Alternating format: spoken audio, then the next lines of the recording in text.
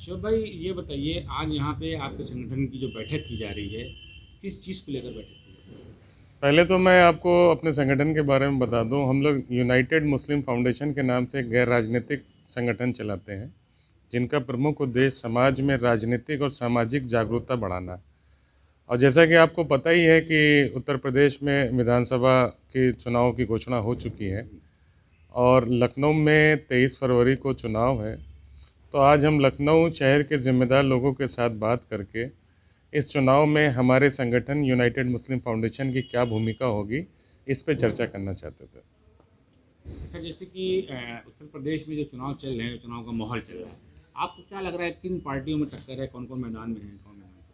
देखिए, मैं किसी राजनीतिक पार्टी की बात नहीं करना चाहता हूँ। मैं आपके चैनल के माध्यम से उत्तर प्रदेश की जनता को ये संदेश देना चाहता हूँ कि जो सत्ता पक्ष है वो किसी भी तरीके से इस चुनाव को मुद्दों से हटाकर सांप्रदायिकता की तरफ मोड़ना चाहता है।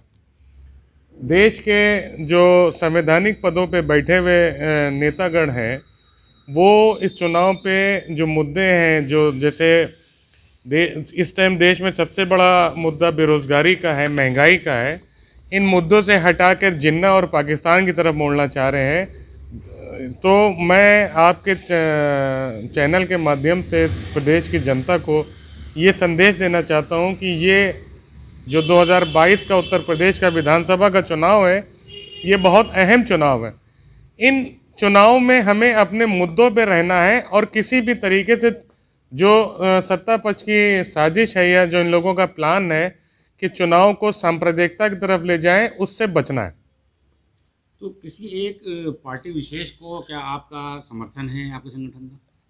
किसी एक पार्टी विशेष को तो नहीं कह सकते, लेकिन अभी तक जो आकलन हम लोगों का है, जो हमारे पदाधिकारी हैं, जो हमारे सदस्य हैं, जो मोहल्ले के सम्मानित लोग हैं, उनके फीडबैक के आधार पे हम लोग विधानसभा वार प्रत्याशियों का चयन करके उन प्रत्याशियों को समर्थन कर रहे हैं। क्योंकि हमारी कोशिश ये है कि जो स्थानीय जनप्रतिनिधि होना चाहिए वो निष्पक्ष होना चाहिए, ईमानदार होना चाहिए और किसी भी एक समुदाय के लिए बायस नहीं होना चाहिए। मैं यूनाइटेड मुस्लिम फाउंडेशन के सदर की हैसियत से ये चाहता हूँ कि कोई भी प्रत्याशी सिर्फ मुस्लिम फेवर का भी नहीं होना चाहिए। जो प्रत्याशी समाज के हर वर्ग को साथ लेके चलना चाहे या चलने की सलाहियत रखता हो, हम लोग उनको समर्थन देने पे विचार कर रहे हैं।